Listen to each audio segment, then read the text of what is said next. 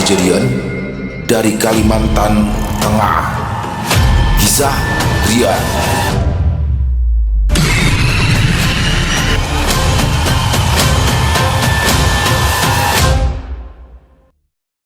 Assalamualaikum warahmatullahi wabarakatuh. Halo semuanya teman-teman, selamat malam. Selamat datang kembali di channel kesayangan kita, channel Ilo Bercerita. Dan masih bersama saya Ilo. Dimanapun teman-teman berada, semoga teman-teman selalu dalam keadaan sehat walafiat, tanpa kekurangan satu apapun, dan dimurahkan rezekinya. Amin amin ya rabbal alamin. Doa terbaik untuk teman-teman semua ya. Dan pada kesempatan yang baik ini, saya akan membawakan satu kisah favorit kita semua, kisah Rian. Wow, kisah dari Om Ras yang selalu ditunggu-tunggu yang teman-teman ya. Dan bagaimana pada episode kemarin, Rian dan Riko akan menjadi pemandu nih bagi para pemuda ya, pemuda yang datang, entah nih organisasi apa, intinya mereka ingin meneliti kampungnya Rian, tempat Rian tinggal, dan juga hutan yang ada di kampungnya Rian di Kalimantan Tengah nih. Nggak tahu juga, belum tahu ya untuk apa sih penelitian itu. Dan kemarin salah satu temannya sudah datang dan ya begitulah, sedikit meremehkan tentang hal-hal yang ada di Kalimantan. Waduh, ini gimana nih kelanjutannya? Apa yang terjadi sama rombongan mereka? Oke. Sebelum kita masuk ke dalam kisahnya, buat teman-teman yang mungkin belum subscribe channel Ilo Bercerita yuk, bisa diklik dulu tombol subscribe. Jangan lupa lonceng notifikasinya juga dinyalakan agar teman-teman selalu mendapatkan notifikasi dari konten-konten yang akan kami upload selanjutnya. Untuk channel Ilo Bercerita kami upload setiap hari teman-teman, setiap malam jam 9 malam waktu Indonesia bagian Barat. Gak pakai berlama-lama lagi, pasti udah gak sabaran kan untuk masuk ke dalam kisahnya. Kita langsung saja masuk ke dalam kisahnya. Kita berangkat ke Kalimantan Tengah. Di luar rumah Rian, lagi-lagi suara petir menggelegar kembali terdengar. Malam ini, Nadita tidur saja di sini, nak, kata Inai Suri. Mendengar itu, Aditya langsung tersenyum. Maaf bu, tapi saya harus pulang ke rumah yang akan kami tempati di desa ini. Sebelumnya setelah bertemu dengan Pak Kades, saya sudah mengobrol banyak. Dan saya juga diberikan info tentang rumah kosong yang bisa kami sewa di desa ini. Kebetulan juga sebelum kemari tadi, saya bersama dengan Pak Kades sudah mengecek rumah itu dan kemudian deal. Jadi malam ini saya harus tidur di sana lebih dulu untuk memastikan keamanan tempat itu sebelum teman-teman saya yang lain datang, kata Aditya. Inai Suri mengangguk, namun sama sekali tidak mengatakan apa-apa. Rumah yang kamu sewa itu di bagian mana? Tanya Rian akhirnya. Di ujung desa dekat kebun karet, jawab Aditya tenang. Dan tidak terlalu jauh dari sungai kecil. Ya, rumahnya memang sudah lama kosong, ya, tapi bangunannya masih bagus sih. Dan sangat cocok untuk kami karena suasananya tenang, Aditya melanjutkan. Riko yang sejak tadi diam, mendadak berdecak pelan. Yang di depannya ada pohon beringin bengkok itu, ujar Riko ikut bertanya. Aditya mengangguk. Ya, kau tahu? Ya tahulah, ini kan desaku, kata Riko sambil menghela nafas pendek. Cuma katanya, pohon beringin yang ada di depannya itu sering ada penampakan, dan pemiliknya pernah sampai sakit setelah melihat penampakan di sana. Setelah itu, keluarganya sudah jarang yang mau bermalam di situ, kata Riko melanjutkan. Aditya hanya tersenyum kecil, seolah sudah menduga jawaban dari Riko itu. Di belakang rumahku juga ada sumur. Kata orang-orang ya, sumur itu sarang makhluk halus. Jadi siapapun yang memakai air itu akan sakit. Beberapa orang yang mengaku pernah pakai air itu katanya sih jadi sakit. Lalu kemudian aku buktikan sendiri. Dan ternyata aku masih baik-baik saja sampai saat ini, kata Aditya bercerita sambil tersenyum. Riko menelan ludahnya dan berniat ingin mengatakan sesuatu lagi pada Aditya. Namun Rian segera memberikannya kode untuk diam saja. Tidak lama kemudian, Aditya pun berpamitan pada Rian dan yang lainnya. Dia itu orang Kotarik, tidak akan percaya dengan hal-hal mistis seperti itu. Nanti kalau sudah kena dan merasakannya sendiri, baru dia akan percaya.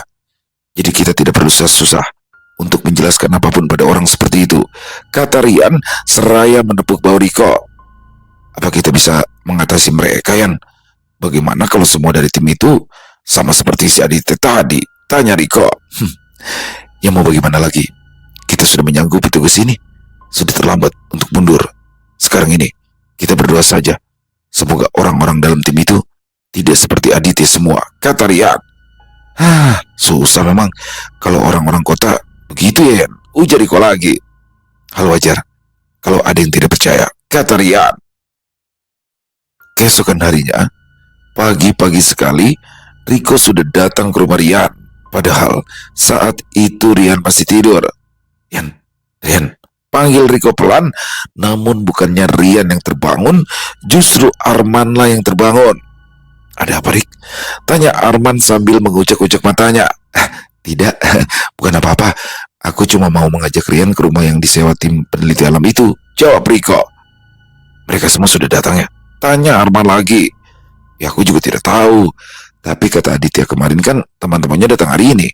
Dan sebagai pemandu mereka, bukannya sudah seharusnya kami membantu mereka bersih-bersih? Jawab Riko.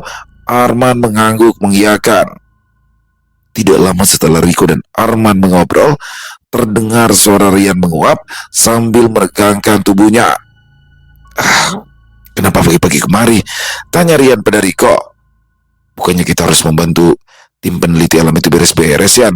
Ujar Riko balik bertanya. Rian mengangguk, lalu segera beranjak untuk berjalan keluar kamar. Terlihat di dapur, saat akan mencuci wajahnya, Rian berpapasan dengan sang ibu. Makan dulu ya, ini gorengkan nasi, kata ibunya. Iya, Nay, jawab Rian seraya melanjutkan langkahnya. Namun, baru 2 langkah ia berjalan, Rian kembali berhenti. Oh ya, Nay, April kemana? Tanya Rian akhirnya. Mendengar pertanyaan Rian itu, Inai Suri tersenyum. Ke warung, beli sayur dan ikan, jawab Inai Suri. Rian mengangguk lalu melanjutkan langkahnya. Selesai mandi dan sarapan bersama 2 temannya itu, Rian dan Riko pun pamit untuk ke lokasi rumah yang disewa oleh Aditya dan timnya. Namun, sesampainya mereka di sana, ternyata yang ada masihlah Aditya seorang diri. Timu belum datang ya? Tanya Riko, seraya duduk dan memandangi pohon beringin di depan rumah itu. Belum, mungkin agak siangan, jawab Aditya.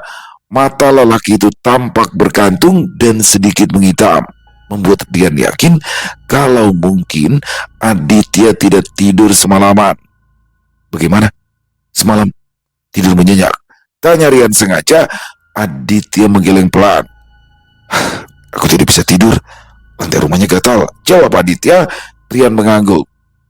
Sebentar ya, aku pulang dulu, mau ambil sikat untuk bantu kau bersih-bersih, kata Rian.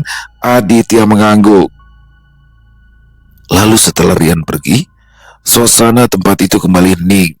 Sesekali hanya terdengar helaan nafas Riko yang masih asyik menatap pohon beringin itu.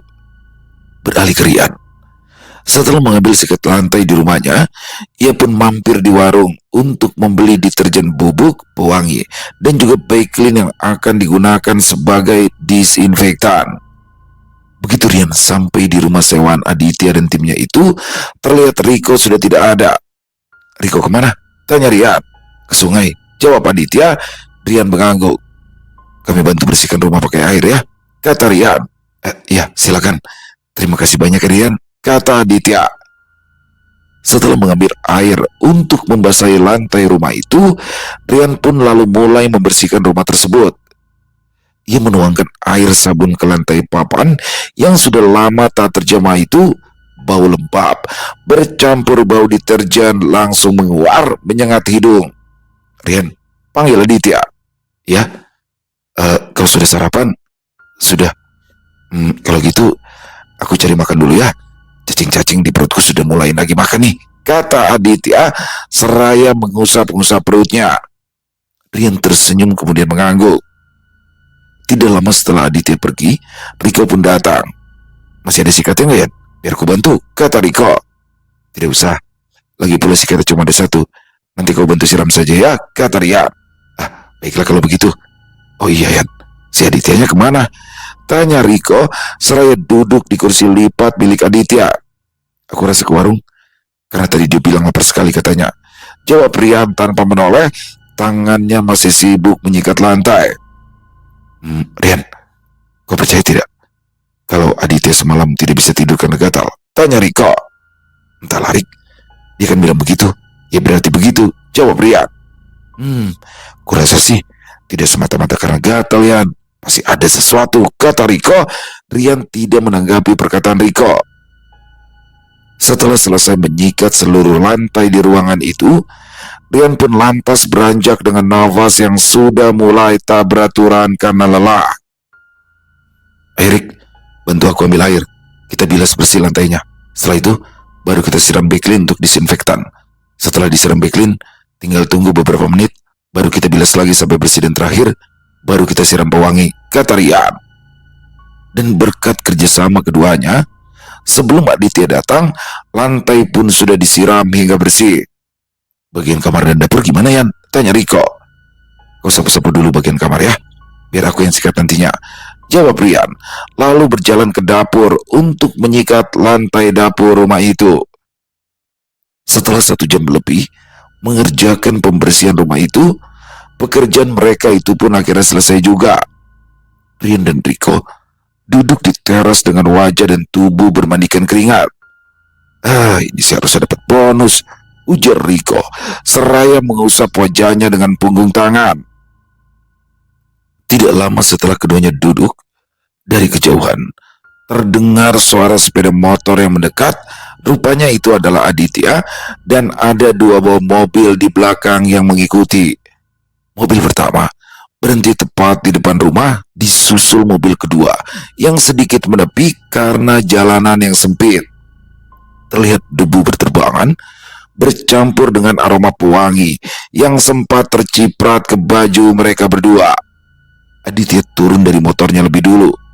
Wah, cepat sekali kalian, kata Aditya sambil memandangi lantai rumah yang kini tampak lebih bersih dan terang. Iya, kerja kami memang cepat, makanya harus dapat bonus ini, jawab Riko dengan nada bercanda. Gampang itu, kata Aditya sambil tersenyum. Satu persatu pintu mobil terbuka. 3 orang laki-laki turun dari mobil pertama dan 2 orang perempuan dari mobil kedua.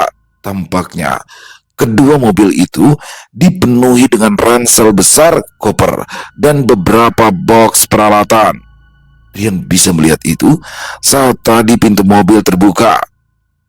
Salah satu perempuan yang memakai kerudung tampak terdiam menatap pohon beringin di depan rumah tersebut. Kenapa, Fit? Tanya Aditya pada perempuan itu. Gak apa-apa, jawab perempuan tersebut cepat. Cuma kagum aja, pohonnya besar sekali, lanjut perempuan itu sambil menunjukkan senyuman yang canggung. Namun, Rian bisa menangkap sorot mata perempuan tersebut yang tampak sedikit gelisah, berbeda dengan yang lain yang terlihat santai-santai saja. Biarin aja, barang-barang di mobil dulu. Nanti setelah lantai kering, baru bawa masuk ya, kata Aditya. Teman-teman timnya mengangguk setuju. Lantai rumah itu memang masih tampak basah dan memantulkan cahaya matahari pagi yang mulai meninggi. Angin pelan berembus dari arah kebun karet, membuat daun-daun beringin di depan rumah bergesekan, menimbulkan suara lirih yang entah kenapa terasa lebih jelas dari biasanya. Rian berdiri dan menepuk-nepuk kaosnya yang lembab. Kalau begitu, kami pamit dulu ya, Dit. Mau ganti baju dan bersih-bersih badan dulu. Nanti kami kemari lagi untuk bantu angkat-angkat barang, kata Rian. Aditya mengangguk. Terima kasih banyak. Serius, tanpa kalian, tak bagaimana rumah ini, kata Aditya. Mendengar itu Rian hanya tersenyum tipis. Namun, belum sempat Rian dan Riko melangkah, Aditya lebih dulu berkata, iya, aku lupa. Kenalan dulu ya, katanya sambil tersenyum. Ini Rian dan Riko teman-teman, dan mereka adalah pemandu lokal kita selama kita berada di sini. Lanjut Aditya memperkenalkan Rian dan Riko pada kelima anggota timnya. Salah satu dari 3 laki-laki itu langsung mengulurkan tangan. Deva, bagian dokumentasi, katanya singkat. Gilang, ujar lelaki berkacamata yang berdiri di sebelahnya. Nada suaranya datar, nyaris tanpa ekspresi. Laki-laki terakhir terlihat lebih santai. Ia menyeringai kecil sambil mengangguk ke arah Rian dan Riko. Aku Bima, apa saja yang disuruh akan aku lakukan. Yang penting jangan disuruh tidur sendirian. Katanya setengah bercanda. Riko hanya tersenyum menanggapinya. Perempuan dari mobil kedua yang tidak berkerudung melangkah mendekat. "Namaku Clara, bagian data lapangan," kata perempuan itu dengan sopan. Lalu terakhir, perempuan berkerudung itu maju selangkah. Tatapannya sempat kembali melirik ke arah pohon beringin sebelum akhirnya menatap Rian dan Riko bergantian. "Fitri," ucapnya pelan, nada suaranya lembut. Namun Rian menangkap getaran aneh di baliknya, seolah perempuan itu sedang menahan sesuatu. "Nah, kalau begitu lengkap sudah tim kami ya," kata Aditya berusaha mencairkan suasana. Kami akan cukup lama ada di desa ini, jadi mohon bantuannya ya," Aditya melanjutkan sambil menatap Rian dan Riko bergantian. Rian mengangguk. "Selama kalian di sini, kami akan membantu semampu kami," kata Rian. "Yang penting ikuti arahan, jangan asal masuk tempat yang tidak biasa dipakai orang. Dan lagi, sesuatu yang tidak terlihat secara kasat mata itu belum tentu tidak ada. Jadi selama berada di tempat orang, ada baiknya saling menghargai kepercayaan mereka," kata Riko menambahkan. Bima tertawa kecil. "Tenang aja bang, kami kesini untuk penelitian, bukan mau cari masalah," kata Bima. Namun Fitri kembali menatap pohon beringin itu lebih lama dari sebelumnya. Angin tiba-tiba berdesir pelan, membuat daun-daun beringin bergetar. Rian menoleh sekilas ke arah pohon itu. Entah kenapa, perasaannya terasa tidak enak. "Kalau begitu kami pamit ya. Nanti kami akan kembali lagi," kata Rian sekali lagi berpamitan pada Aditya. "Ah, ya, baik, silakan," jawab Aditya mempersilakan. Namun sebelum mereka benar-benar melangkah pergi, perempuan berkerudung tadi tiba-tiba memanggil dan berjalan mendekat ke arah Rian. "Mas," panggilnya ragu. Rian lantas menghentikan langkahnya. Begitupun juga dengan Riko yang memang berjalan di samping Rian. "Ya, rumah ini sebelumnya kosongnya sudah lama ya?" "Ya, lumayan," jawab Rian dengan jujur. Perempuan itu mengangguk pelan, lalu tersenyum lagi, meski senyuman itu tampak dipaksakan. Pantesan," gumam Fitri. "Kenapa, Fit?" tanya salah satu temannya. Tidak, bukan apa-apa," jawab Fitri cepat. Rian dan Riko saling pandang singkat. Riko hendak membuka mulut, tapi Rian kembali memberikan kode halus agar ia diam saja. "Yan, kau lihat cara perempuan itu menatap pohon beringin itu?" tanya Riko setelah mereka berada di jalan menuju ke rumah. "Iya, aku rasa dia itu istimewa," ujar Rian. "Istimewa? Maksudmu gimana?" tanya Riko. "Bukan istimewa dalam arti hebat," jawab Rian akhirnya. "Tapi istimewa dalam artian dia bisa merasakan atau mungkin saja melihat sesuatu, entah dia sadar atau tidak. Tapi aku yakin dia itu peka terhadap sesuatu yang tidak kasat mata," kata Rian melanjutkan. Riko menicak pelan. "Oh, jadi maksudmu dia itu punya keistimewaan bisa melihat makhluk gaib?" tanya Riko. "Mungkin ya, mungkin juga tidak. Tapi perasaannya tidak kosong. Kalau orang biasa pasti lewat saja dan tidak akan berhenti menatap beringin itu berlama-lama. Nah, sementara dia berbeda," kata Rian. Riko mengangguk paham. Kalau begitu repot juga ya. Satu orang peka, tapi yang lain tidak percaya sama sekali," gumam Riko. "Itu yang paling berbahaya," kata Rian lirik. "Yang satu tahu, yang lain menantang," lanjut Rian lagi. Lalu mereka berdua terdiam sejenak. Angin kembali berembus. Rian," kata Riko pelan, "kalau menurutmu, apa mereka itu bakal kuat tinggal di sana?" Rian mengangkat baunya. Kembali ke rumah sewaan di ujung desa. Lantai sudah mengering sebagian dan aroma pewangi juga masih tercium di sana. Karena itu, tim Aditya pun mulai mengangkat barang-barang mereka masuk ke dalam rumah satu persatu. Bima dan Dewa sibuk mengangkat ransel dan box peralatan ke ruang tengah, sedangkan Gilang langsung membuka laptopnya di atas meja kayu yang ada di rumah itu. Sementara Clara membantu menyusun persediaan makanan di dapur. Fitri sendiri tampak berdiri di dekat jendela menatap ke arah belakang rumah. Ra, ya, kamu ngerasa ada yang aneh nggak sama rumah ini? Tanya Fitri pelan, suaranya hampir tak terdengar. Enggak tuh. Emangnya kenapa? Jawab Clara sekaligus bertanya. Enggak apa-apa. Aku cuma ngerasa kayak ada yang beda aja sih, kata Fitri. Kayaknya mayoritas di sini non-muslim ya.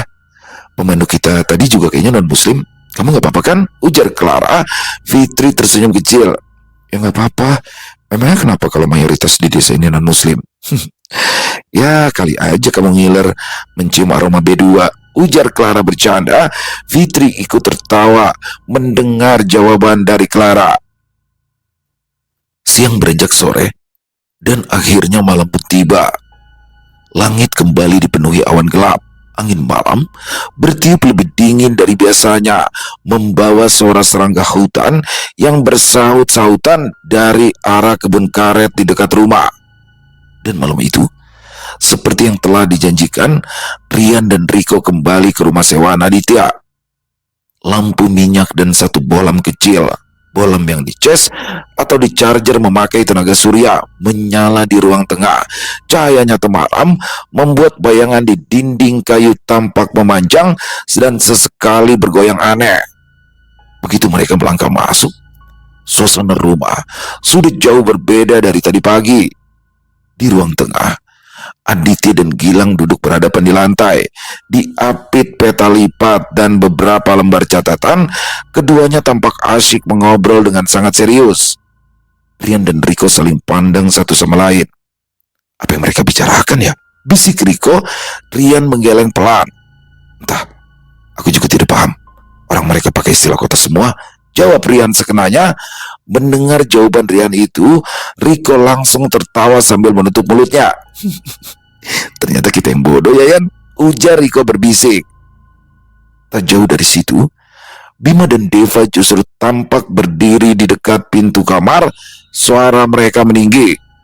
Gue bilang kamera jangan taruh sembarangan, beko, kata Deva dengan nada kesal. Lah, gue taruhnya juga masih aman kok. Lebih aman malah daripada lu naruh deket jendela, balas Bima tak kalah kesal. Kali ini ribut mulu sih dari tadi, ujar Gilang menoleh sekilas, lalu kembali fokus ke peta. Sementara itu, dari dapur terdengar bunyi kayu tungku yang berderak pelan. Api kecil menyala di bawah panci yang menghitam oleh jelaga, pertanda kalau panci itu sering dipakai untuk memasak di atas tungku kayu bakar. Panci itu dipinjamkan oleh Pak Kades. Karena kata Pak Kades, sayang sekali peralatan tim Aditya yang bagus-bagus itu kalau harus dipakai memasak di atas tungku kayu bakar. Clara dan Fitri masih tampak sibuk memasak. Asap tipis mengepul, bercampur aroma nasi dan juga tumisan yang tak apa. Kayaknya kurang kering deh, ujar Clara sambil mengipas api agar tetap menyala. Iya, tapi begini juga lumayan, jawab Fitri.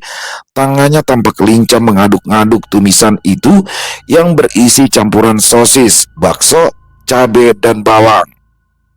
Rian berdiri di ambang pintu dapur sambil tersenyum menatap kedua perempuan itu. Perlu bantuan? Tanya Rian. Clara menoleh dan balas tersenyum. Nggak usah mas, udah hampir mateng kok, kata Clara. Fitri ikut menoleh sekilas ke arah Rian, lalu ia tersenyum kecil.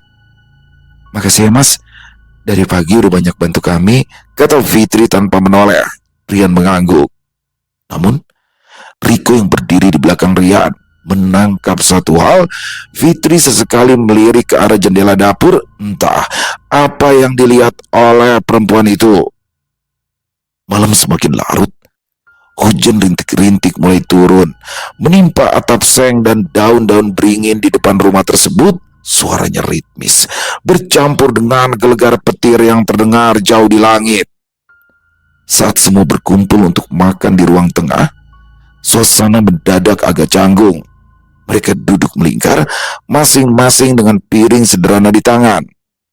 Masakannya enak, kata Bima sambil mengunyah. Tapi masaknya berasa survival tahu, ujar Clara yang bagian wajahnya terlihat ada sedikit jelaga. Lagian kenapa nggak pakai gas aja sih tadi? Tanya Deva. Clara terkekeh. Kita itu mau sebulan di sini, Dev. Kalau apa-apa mau yang mudah, ya nanti ujung-ujungnya malah susah, jawab Clara. Baru juga hari pertama, udah banyak drama, ujar Gilang dingin. Fitri hanya tersenyum tipis. Ia makan dengan perlahan, seolah pikirannya tidak sepenuhnya ada di situ. Tiba-tiba saja, dari arah luar, terdengar suara tuk yang sangat keras, seperti sesuatu yang jatuh di halaman rumah tersebut. Semua terdiam. Apa tuh? Tanya Deva refleks. Rian dan Riko saling pandang, lalu Rian perlahan beranjak. Mungkin ada ranting beringin yang jatuh, kata Rian terdengar tenang. Petir kembali menyambar. Cahayanya menerangi jendela sesaat. Bayangan pohon beringin terlihat jelas, besar, bengkok, dan seperti menunduk ke arah rumah. Fitri menggenggam sendoknya lebih erat. Mas Rian, panggil Fitri pelan. Iya. Kalau semisal nanti ada suara-suara aneh, itu wajar ya di sini? Tanya Fitri pelan. Apaan sincir? Kata Gilang yang terdengar kesal dengan pertanyaan Fitri tersebut. Rian juga terdengar kurang nyaman dengan perkataan Gilang barusan, meskipun itu tidak ditujukan untuknya. Yang namanya di desa pasti berbeda dengan di kota, kata Rian akhirnya. Ya, tapi selama kita tidak macam-macam, biasanya mereka tidak akan mengganggu kita kok, ujar Riko menambahkan. Gak ada yang namanya hantu. Lagian di zaman modern kayak gini, masih aja sih percaya hantu. Hantu itu cuma karangan orang-orang yang punya kelainan jiwa alias ODGJ, ujar Gilang. Semua orang yang ada di ruangan itu terdiam setelah mendengar perkataan Gilang barusan. Lu gak percaya itu urusan luncir. Asal jangan sampai ngatain orang kayak gitu. Punya mulut jaga dong. Lu sekarang ini ada di Kalimantan dongo, ujar Bima kesal. Udah, jangan bahas hal-hal yang tidak penting. Intinya, selama kita di kampung orang, kita harus menghargai adat istiadat setempat, karena itu adalah prinsip utama dalam operasional kita, kata Aditya menengahi. Aditya lalu menghela nafas panjang, kemudian menatap satu persatu anggota lainnya. Kalau mau penelitian kita lancar, jangan cari ribut sama hal-hal yang gak perlu, lanjut Aditya dengan suara yang terdengar lebih tegas. Yang percaya, silakan aja percaya. Yang gak percaya, simpen pendapatnya. Ingat, kita itu tamu di sini, ujar Aditya lagi. Gilang menecak pelan, lalu menunduk dan kembali menyuap makanannya tanpa berkata apa-apa. Suasana hening kembali tercipta. Hanya suara hujan yang makin rapat terdengar dari luar, berjatuhan di atas atap seng dan dedaunan beringin. Sesekali petir kembali menyambar. Rian duduk bersila, piringnya hampir tak tersentuh, dan sesekali matanya melirik ke arah pintu depan. Fitri terlihat semakin gelisah. Tangannya berhenti menyendok makanan, lalu perlahan ia meletakkan sendok. Mas Rian, ucapnya lirik. Ya, kalau boleh tahu, pohon beringin itu memang sudah ada dari dulu ya? Tanyanya hati-hati. Rian mengangguk pelan. Sudah lama sekali. Bahkan sebelum rumah ini dibangun, pohon itu sudah ada, kata Rian. Fitri mengangguk lagi. Oh, gitu ya, Ning.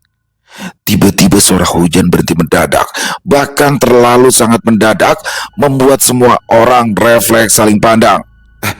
Hujannya berhenti deh, tanya Deva bingung sambil menoleh ke arah jendela. Padahal awan gelap masih menggantung pekat di langit malam itu.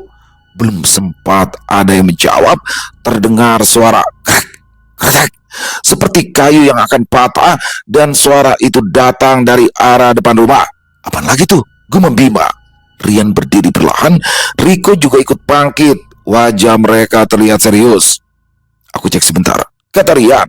Yan, aku ikut, ujar Riko cepat. Hati-hati ya, kata Aditya mengingatkan. Rian dan Riko melangkah menuju pintu. Begitu pintu kayu dibuka, udara malam yang dingin langsung menerpa wajah mereka. Halaman rumah terlihat basah dan tanahnya juga becek. Setiap kali kilat menyambar, pohon beringin itu tampak semakin besar dan semakin gelap, dengan batangnya yang bengkok dan menjulur rendah. Rian, bisik Riko. Ya, kau dengar tidak? Tanya Riko. Rian mengangguk dan suara itu terdengar lagi. Krek, krek. Namun tiba-tiba Riko refleks menarik lengan Rian. Yan, "Kita masuk," kata Riko setengah berbisik dan setengah memohon agar Rian mau mengikuti perkataannya. Rian tidak membantah, nalurinya mengatakan hal yang sama. Dan begitu mereka masuk ke dalam rumah, suara aneh dari luar langsung teredam, namun suasana di dalam rumah justru terasa lebih berat. "Kalian lihat apa?"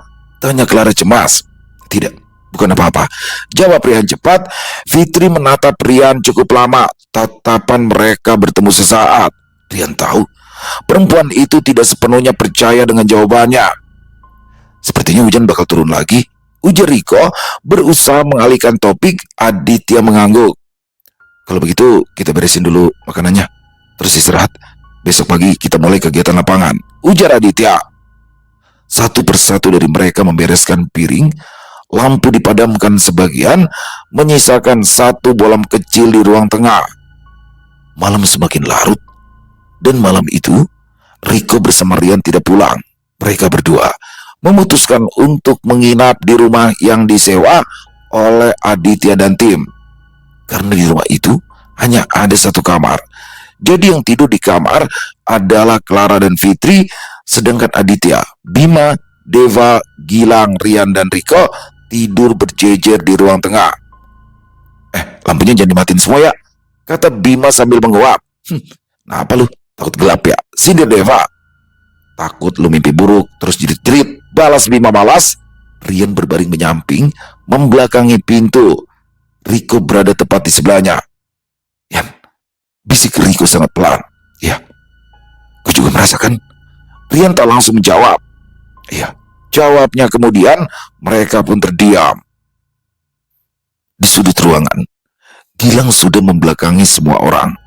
Handphone menempel di telinganya, sementara Aditya memejamkan mata dengan tangan terlipat di dada. Deva dan Bima masih berbisik pelan, entah apa yang mereka bahas. Lalu suara mereka perlahan menghilang satu persatu, digantikan dengan dengkuran tipis. Jam entah menunjukkan pukul berapa saat itu.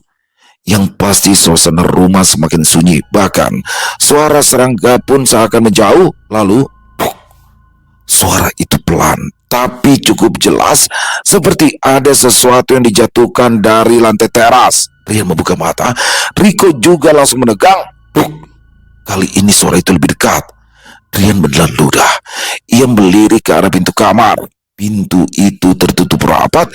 Tidak ada suara apapun dari dalam sana. Bisik Riko nyaris tak bersuara. "Diam," balas Rian singkat. Suara itu seperti sesuatu yang melompat di atas lantai rumah itu. Yang jelas, itu bukan suara dari tim Aditya. Bima tiba-tiba bergumam dalam tidur. "Oi, jangan!" Rian duduk perlahan, mencoba tidak menimbulkan suara sekecil apapun. Ia menoleh ke arah pintu depan. Kunci kayu masih terpasang. Lalu tiba-tiba saja angin berdesir masuk dari celah dinding papan, membawa aroma anyir dan busuk secara bersamaan. Tiba-tiba saja, tok tok tok, terdengar suara ketukan di luar pintu utama.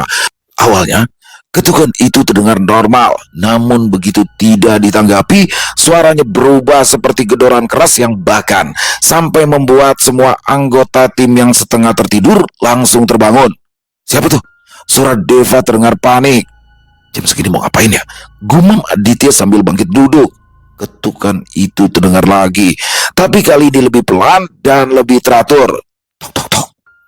Tak hanya mendengarkan tatahan, Aditya pun akhirnya berdiri. Namun sebelum ia sempat melangkah ke arah pintu, terlebih dulu Rian melarangnya. "Jangan dibuka," ujar Rian cepat. Aditya terhenti tepat di tempatnya berdiri. Ia menoleh ke arah Rian. Alisa mengerut. "Kenapa?" tanyanya.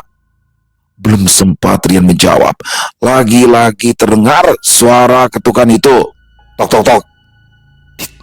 "Aku tahu ini sulit dipercaya, tapi di desa sini kalau malam ada yang mengetuk pintu tapi tidak menyebut nama, itu artinya bukan manusia," bisik Riko terbata. "Jadi jangan pernah dibuka," lanjut Riko. Apaan sih?" Deva mengusap wajahnya, masih setengah mengantuk. "Kali aja tuh orang kehujanan," kata Deva. Dan tiba-tiba saja Brak! Pintu kayu bergetar keras, seolah ada sesuatu yang menabraknya dari luar. Bohlam kecil di ruang tengah juga bergoyang, membuat bayangan di dinding tampak menari liar. Clara menjerit kecil dari dalam kamar, sementara Fitri tak bersuara sama sekali. Teriakan itu membuat anggota tim yang laki-laki langsung beranjak untuk memeriksa keamanan kedua anggota perempuan di dalam kamar tersebut. Begitu pintu terbuka, terlihat di dalam kamar jendela yang sudah terbuka lebar. Daun jendelanya bergerak menutup dan terbuka dengan sendirinya, seolah-olah ditiup angin yang sangat kencang. Lalu tiba-tiba terdengar suara seperti seseorang yang berlari dari arah luar jendela, yang membuat salah satu anggota tim itu langsung berlari ke arah jendela. "Woi!" teriak Bima Refleks. "Siapa lo?" "Jangan diteruskan, itu penghulu," kata Rian seraya meletakkan jari telunjuknya di depan bibirnya sendiri. Hening.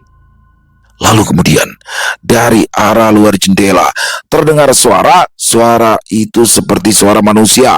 Hanya saja setiap bait kata yang diucapkan terdengar agak panjang, ditambah suaranya juga terdengar berat dan serak. Gilang akhirnya melepas handphonenya. Wajahnya yang sebelumnya datar kini terlihat tegang. "Lu semua dengar itu kan?" tanyanya pelan, tak lagi so berani. Rian menelan ludah. Lalu tiba-tiba krak, suara itu datang dari arah luar kamar.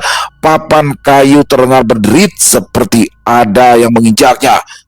Itu bukan manusia," ujar Fitri, yang membuat semua mata langsung tertuju padanya kecuali Rian. "Maksud kamu apaan sih?" tanya Clara panik. Fitri memejamkan mata, nafasnya tersengal. "Dari tadi sore aku lihat bayangannya pindah-pindah," kata Fitri tanpa menjelaskan apa maksud dari ucapannya barusan. Ia membuka mata perlahan. "Dan sekarang dia ada di depan pintu," gumam Fitri dengan suara bergetar. Deva menelan ludahnya yang mendadak terasa keluh. Jangan bercanda dong, gak asik anjir," ucap Deva. Belum sempat Fitri menjawab, sesuatu menghantam pintu lebih keras lagi dari sebelumnya. Kunci kayu bergetar hebat, hampir terlepas. "Rian!" Riko setengah berteriak. Rian menarik nafas panjang, lalu berdiri tegak. "Semuanya dengarkan aku." Suara Rian terdengar lebih pelan. "Kalian harus tetap di dalam dan jangan sampai ada yang keluar," ujar Rian. Lalu kemudian ia berbalik untuk keluar. "Yang, kau mau kemana?" tanya Riko. "Aku akan hadapi makhluk itu. Aku pinjam pisau kalian," ujar Rian. Begitu Rian keluar, semua anggota tim langsung duduk dan Aditya langsung menutup jendela kamar. Rian berdiri sendirian di teras. Pisau yang ia pinjam dari dapur tergenggam erat di tangannya. "Kau tidak usah bersembunyi.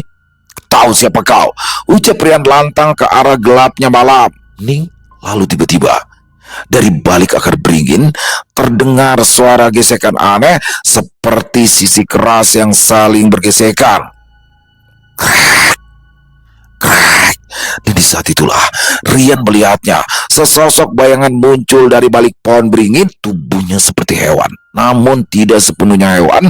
Punggungnya membungkuk aneh dengan sisik besar dan mengkilap saat terkena cahaya kilat.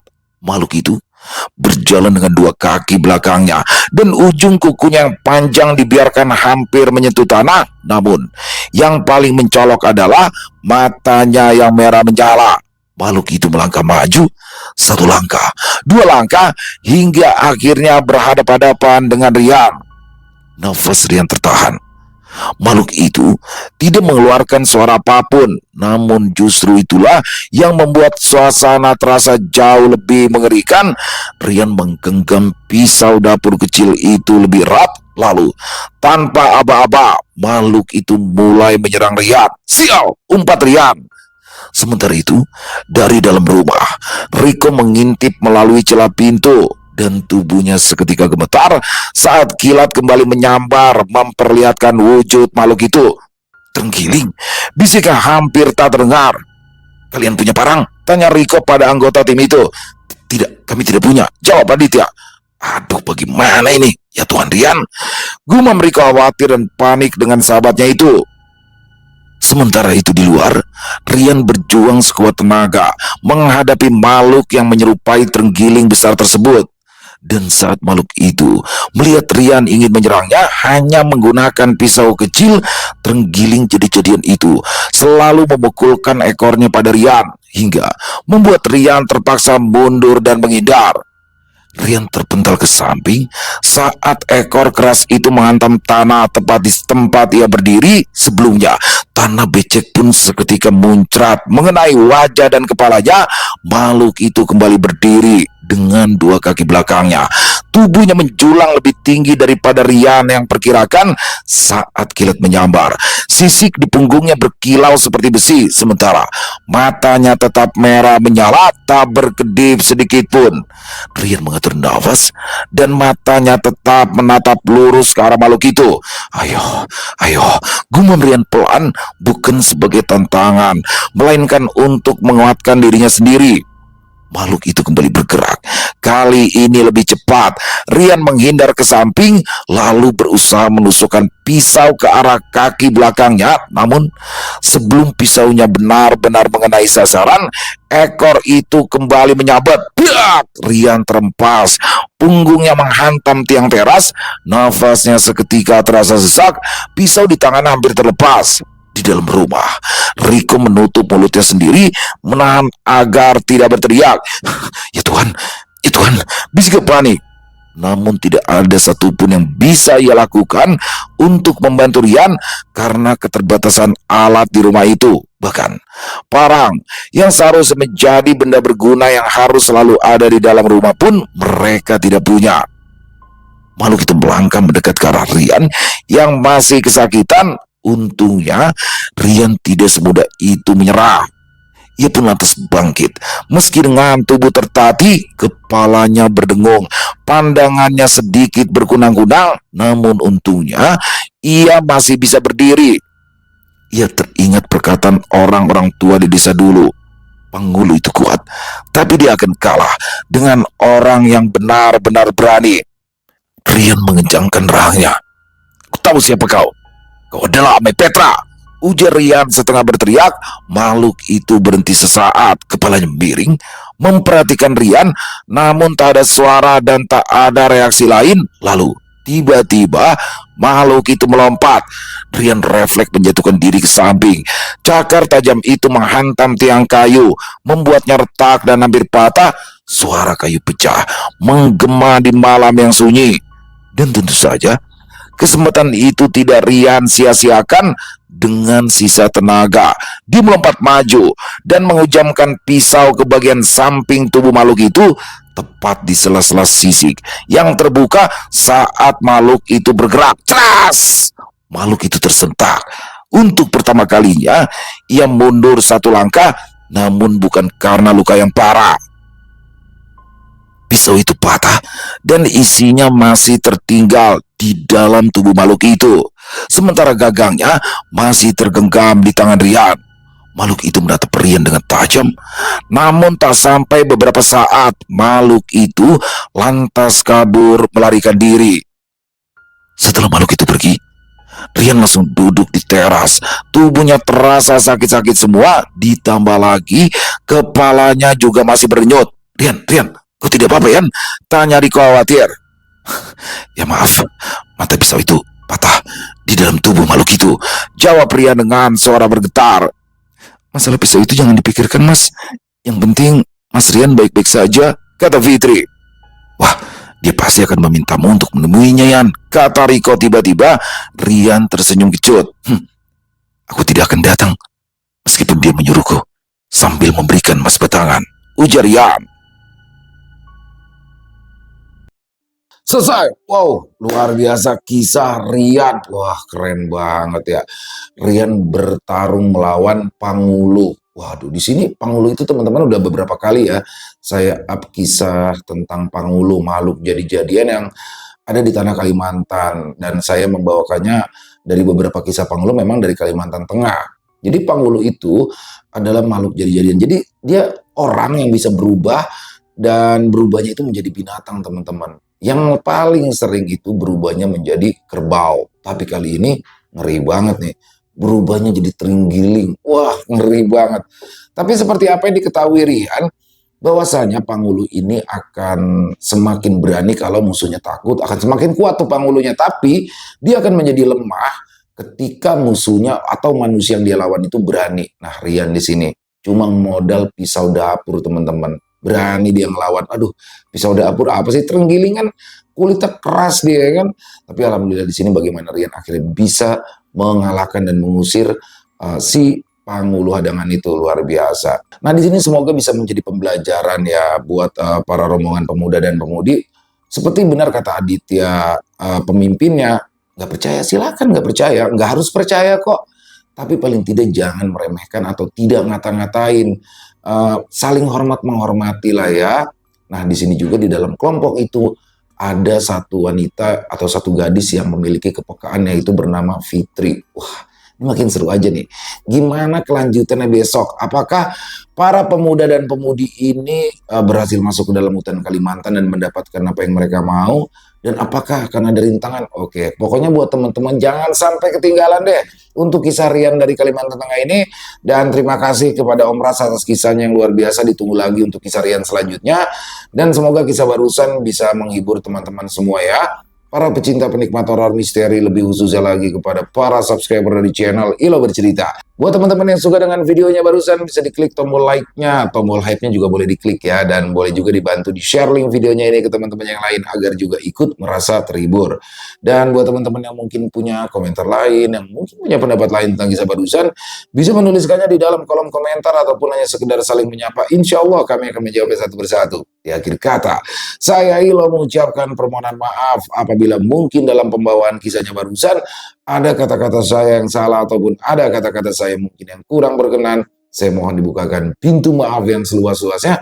Sampai berjumpa lagi di konten-konten kami selanjutnya yang pasti tidak kalah serunya, pasti tidak kalah horornya.